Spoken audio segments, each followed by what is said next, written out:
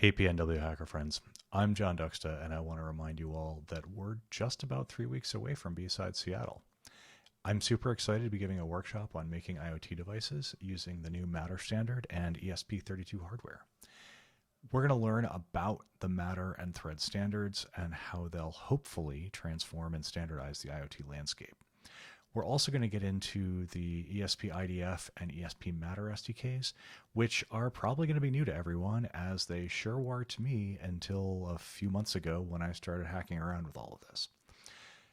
Everyone's going to get a pair of these ESP32 C6 modules, which have BLE, Wi-Fi, and 802.15.4 radios to cover all your Matter connectivity needs.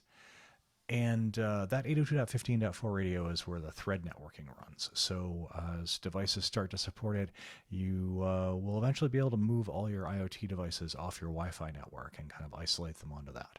So go to BSidesSeattle.com to get your conference and workshop tickets before they sell out. And I can't wait to see you there. Catch you then.